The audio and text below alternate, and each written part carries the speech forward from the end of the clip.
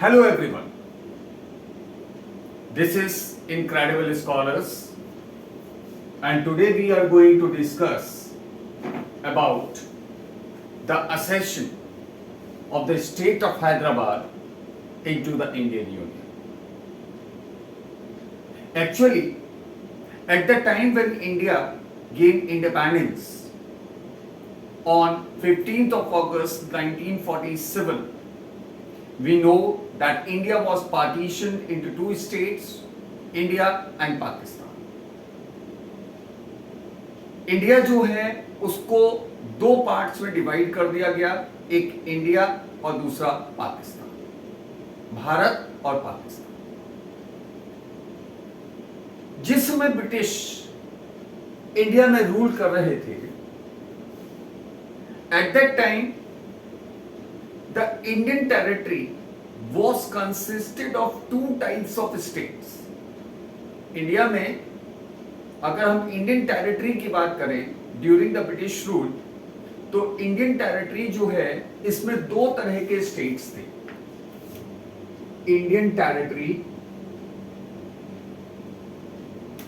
इसमें हमारे दो तरह के स्टेट्स, एक वो स्टेट्स थे विच वर under the direct control of the British.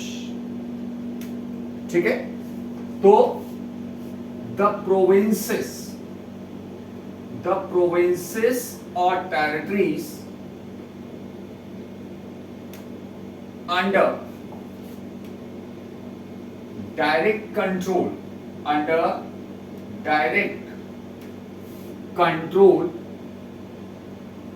of the British. ऐसी जो टेरिटरीज थी इनको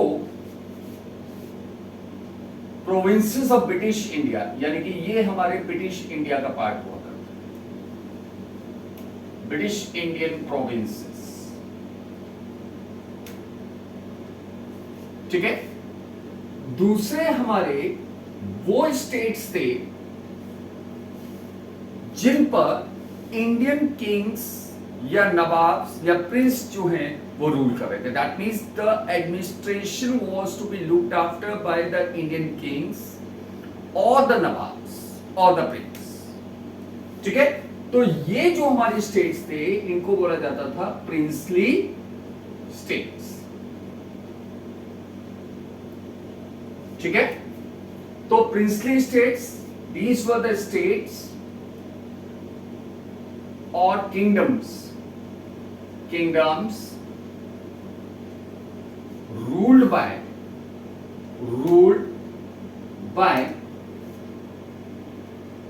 a native king or nawab or a prince. ऐसे जो भी स्टेट्स हुआ करते थे उनको प्रिंसली स्टेट्स बोला जाता था. एक्चुअली इसको समझने के लिए हमको 1858 के क्वीन विक्टोरिया के प्रोक्लेमेशन को याद रखना पड़ेगा. Queen Victoria's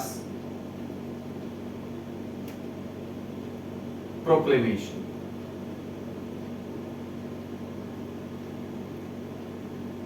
Actually, after the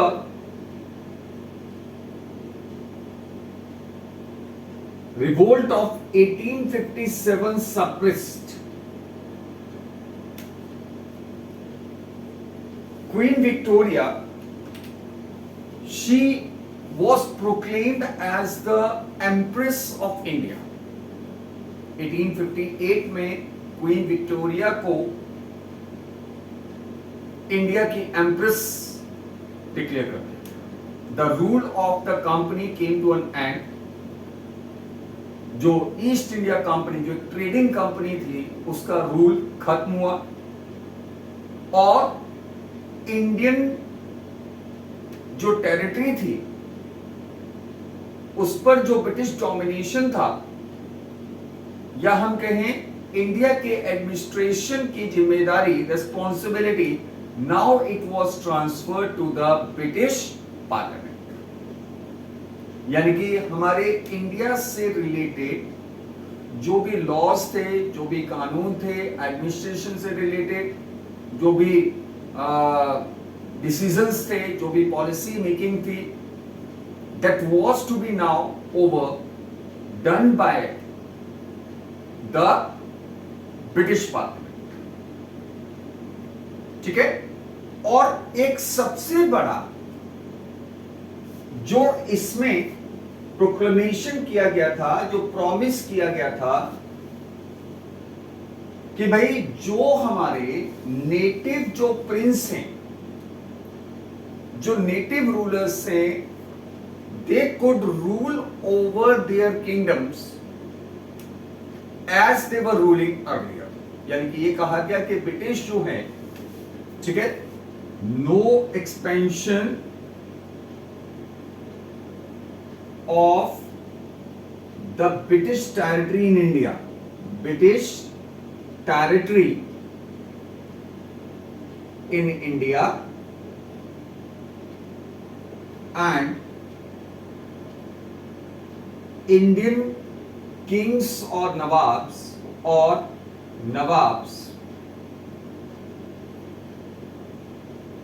could rule over their kingdoms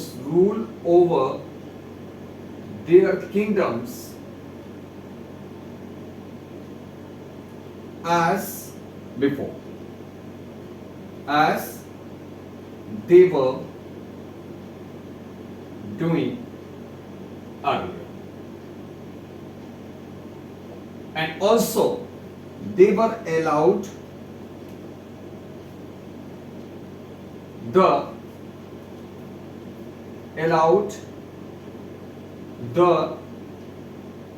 for adoption. You know कि लॉर्ड डलहौजी जब इंडिया में आया था 1848 में, तो उसने एक पॉलिसी को अप्लाई किया था, that was the policy of doctrine of lapse. और उस डॉक्ट्राइन ऑफ लैप्स के थ्रू उसने इंडियन जो नेटिव रूलर्स थे उनको डिनाई किया गया था, they were denied from their right to adoption. यानी कि इन केस अगर उनका अपना कोई भी रियल सन नहीं था, तो वो अपने किंगडम को, ठीक है, वो अपने किंगडम के उत्तराधिकारी को नियुक्त करने के लिए या अपने किंगडम के वारिस को डिसाइड करने के लिए वो गोद नहीं ले सकते थे। They were not allowed to adopt a child, a son, to make him the higher, the successor for his kingdom. तो अल्टीमेटली यहां पर 1858 का जो क्वीन विक्टोरिया का जो प्रोक्लेमेशन था, इसके थ्रू ये अलाउ किया गया कि आप इंडियन जो किंग्स थे वो अपनी टेरिटरी को रूल कर सकते थे। ये कहा गया कि ब्रिटिश जो है वो अब इंडिया में कोई भी फर्दर अपनी टेरिटरीज का एक्सपेंशन नहीं करेंगे, और साथ ही साथ जो इंडियन रूलर्स हैं वो क्या कर सकते थे, वो एडॉप्शन कर सकते थे, वो एडॉप्ट कर सकते थे चाइल्ड को to make him the heir और the successor to their throne. ठीक है। तो ऐसे जो किंगडम्स थे ये हमारे थे princely states. Now 15th August 1947, ठीक है, इंडिया was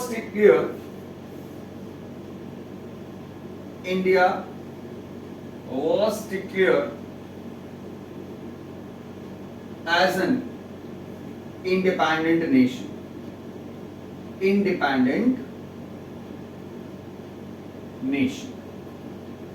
जून 1947 में ब्रिटिश पार्लियामेंट के अंदर इंडियन इंडिपेंडेंस एक्ट को पास कर दिया गया, और इसके थ्रू 15th August 1947 को इंडिया को इंडिपेंडेंस दे दिया। but India was divided. You know that on 14th of August, ठीक है, first Pakistan was created, and then at the midnight of 15th of August 1947, the Indian state came into existence. Now, at the time of independence, हम क्या देख रहे हैं यहां पर? दो तरह के प्रोविंसेस हैं, दो तरह के हमारे टेरिटरीज हैं. एक वो प्रोविंसेस जो हमारे ब्रिटिश इंडियन प्रोविंसेस हैं, जो ब्रिटिश गवर्नमेंट डायरेक्टली रूल कर रही है, और दूसरा जो प्रिंसली स्टेट्स. तो ब्रिटिश जो टेरिटरीज थी which were to become the part of India,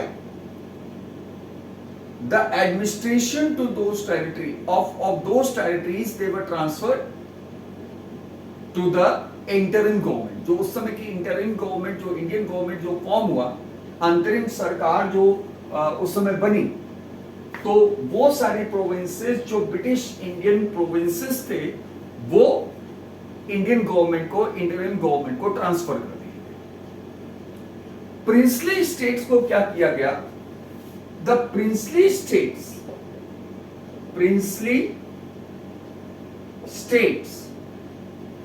were given a choice either to join India or Pakistan or remain independent.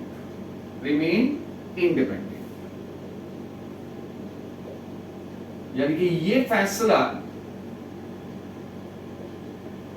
Princely states पर छोड़ दिया गया कि वो खुद डिसाइड करें कि वो इंडियन टेरिटरी को ज्वाइन करेगी, यानी कि इंडिया का पार्ट बनेगी, या पाकिस्तान का पार्ट बनेगी, या इंडिपेंडेंट. ठीक है, पाकिस्तान का भी जो क्रिएशन किया गया था, तो मुस्लिम जो स्टेट्स थे, जो मुस्लिम जहां पर पॉपुलेशन बहुत ज्यादा थी, they became the part of Pakistan. ठीक है, जिसमें हमारा अगर हम नॉर्थ वेस्ट में जाएं तो हमारा पंजाब का जो वेस्टर्न पार्ट था, ठीक है, जिसको वेस्ट पंजाब कहते हैं, वो सिंध, बलूचिस्तान, ठीक है, नॉर्थ वेस्ट फ्रंटियर स्टेट.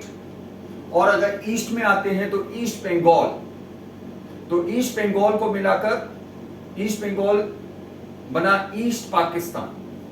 और वेस्टर्न जो पार्ट था जिसमें हमारा वेस्ट पंजाब, बलूचिस्तान, सिंध और नॉर्थ वेस्ट फ्रंटियर स्टेट जो हमारा शामिल था, प्रोविंस शामिल था, तो वो बन गया हमारे पास, वो बन गया वेस्ट पाकिस्तान. ईस्ट पाकिस्तान 1971 में बांग्लादेश बन गया. ठीक है, अब यहां पर जो प्रिंसली स्टेट्स थे, प्रिंसली स्टेट्स को ये चॉइस दे दी गई कि भाई आप इंडिया के साथ रहो, पाकिस्तान के साथ रहो, या इंडिपेंडेंट. ज्यादातर जो हमारे स्टेट्स थे, जो प्रिंसली स्टेट्स थे, they have decided to join India before 15th August 1947 itself. 1947 से पहले ही कई सारे जो हमारे प्रिंसली स्टेट्स थे, उन्होंने इंडियन यूनियन में शामिल होने के लिए अपनी मंजूरी दी. कुछ हमारे स्टेट्स ऐसे थे जैसे Jammu and Kashmir, state of Junagadh, state of Hyderabad, ठीक है, और साथ ही साथ भोपाल के भी जो नवाब थे, they were looking to remain independent. इसमें इसमें आपका त्रावणकोर के राजा भी शामिल, त्रावणकोर जिसको आज हम केरला कहते हैं. तो ये सारे स्टेट्स के लोग जो हैं, जो राजा थे, वो इंडिया के साथ मिलना नहीं चाहते थे. और सबसे बड़ा चीज, यहां पर हम हैदराबाद के बारे में बात कर रहे हैं, तो हैदराबाद में एक ये भी था कि हैदराबाद का जो पॉपुलेशन थी, ठीक है, Hyderabad it was a Muslim majority state. ठीक है, Hyderabad it was not only a city at that time. उस समय अगर हम हैदराबाद किंगडम की बात करें, तो हैदराबाद स्टेट की अगर हम बात करें, तो it was one of the biggest as well as the richest native state. ये उस समय का सबसे बड़ा और सबसे ज्यादा रिचेस्ट वेल्दी नेटिव स्टेट, या हम कहें प्रिंसली स्टेट था। इसकी जो टेरिटरी थी, its territory included the parts of Maharashtra, Karnataka, Andhra Pradesh as well as of Telangana. ठीक है, जो इसकी टेरिटरी थी, इसकी टेरिटरी में केवल और केवल, इसकी टेरिटरी में केवल और केवल हैदराबाद वाला रीजन नहीं था, केवल और केवल हम कह सकते तेलंगाना नहीं था। इसकी टेरिटरी में आंध्र प्रदेश, तेलंगाना, महाराष्ट्र, कर्नाटका, इसके पार्ट्स भी शामिल, राइट। इसका जो रूलर था, ruler, he was Mir Osman Ali Khan. Osman Ali Khan, he was known as Nizam, known as Nizam, यानी कि वो निजाम शाही को बिलोंग करता था। Nizams, this was the title given during the time of later Mughals. Nizam ul Mulk, Chin Qilich Khan, 1724, Hyderabad state को जिन्होंने क्रिएट किया था। ठीक है, तो इन्हीं के वंशज थे मीर उस्मान अली खान, जो निजाम, जिनको निजाम के नाम से जाना। He was willing to remain independent, लेकिन जो इंडियन गवर्नमेंट थी, जो इंडियन नेशनल कांग्रेस थी, it was trying to persuade the Nizam to join the Indian union को ज्वाइन करने के लिए वो निजाम को क्या कर रहे थे, परसुएड कर रहे थे। Therefore, in November 1947, Nizam signed a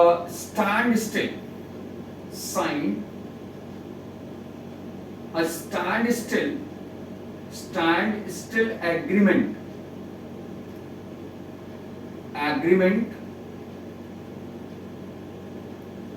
with the Indian government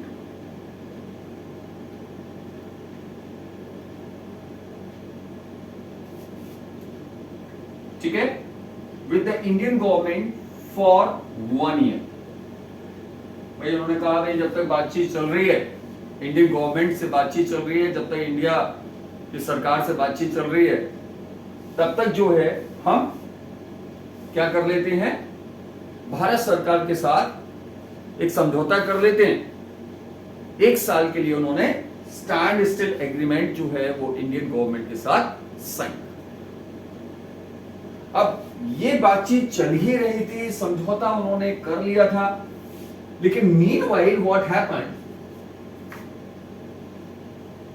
meanwhile a protest movement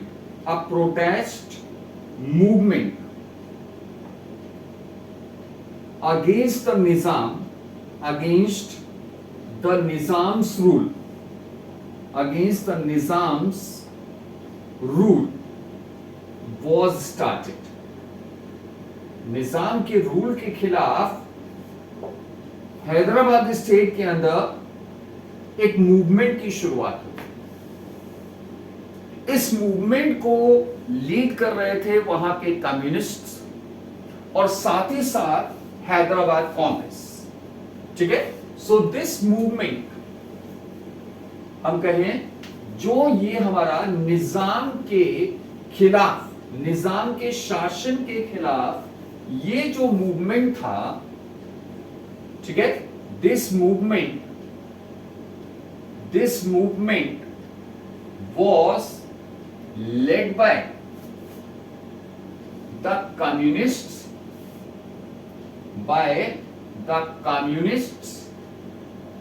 and the Hyderabad Congress.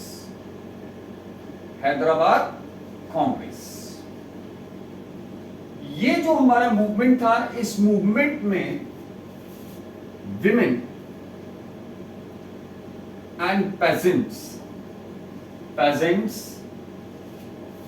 from Telangana region took part in large numbers. ठीक है, क्योंकि वो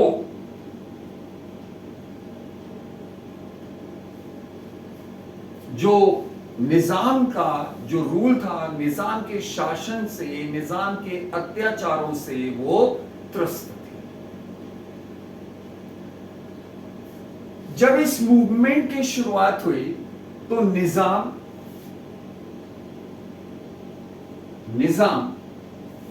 decided to suppress the movement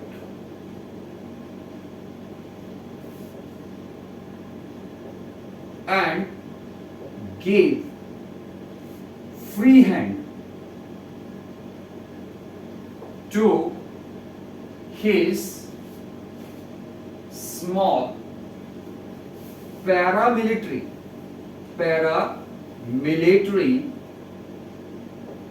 force called रजाकार्स को, जो इसके अपनी private जो army थी, ट्रूप्स थे, उनको इसने ऑर्डर दे दिया इस मूवमेंट को सप्रेस करने के लिए। Razakars, mostly the Muslims, motivated by the religious intolerance,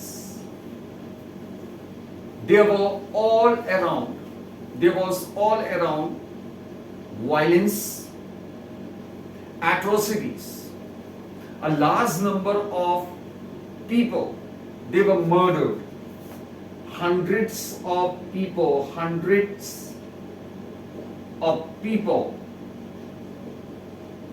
were murdered.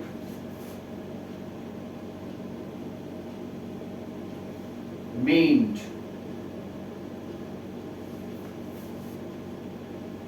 looted, as well as women, especially from non-Muslim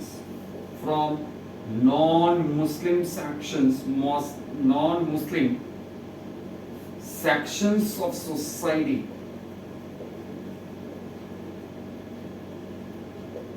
were raped. Finally, the Indian government had ordered the military, the Indian government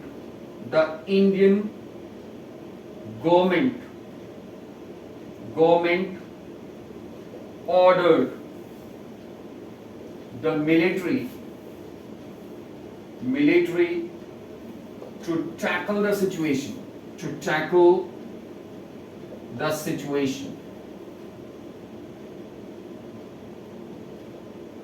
ठीक है, इस situation को tackle करने के लिए military को order दे दिया गया। The army launched the operation Polo to liberate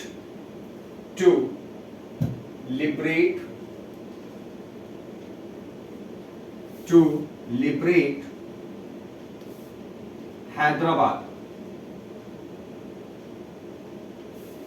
Hyderabad in September 1948. सितंबर 1948 को आर्मी ने ऑपरेशन पोलो लॉन्च किया हैदराबाद को लिबरेट कराने के लिए। ये ऑपरेशन लॉन्च किया गया था 13th of September 1948। ठीक है। Obviously the Razakars, they did not match with the disciplined and powerful Indian army. Finally, on 17th of September 1948, Nizam surrendered and he signed an agreement of accession with the Indian Union. तो इस तरह से Hyderabad state को Indian territory का हिस्सा बना दिया गया। ठीक है। तो इट वॉज द Razakars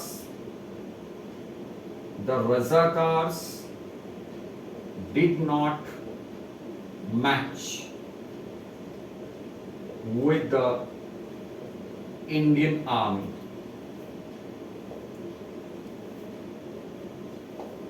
ठीक है। The Nizam surrendered. Nizam signed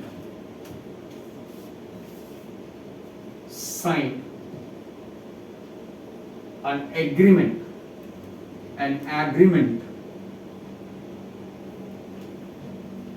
of accession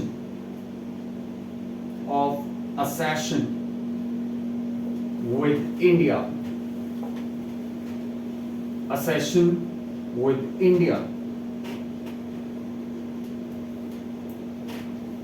On 17 September 1948. So this was how the state of Hyderabad had become the part of the Indian Union. So with this, the video comes to an end. Please like the video, share the video and subscribe my channel Incredible Scholars. Thank you.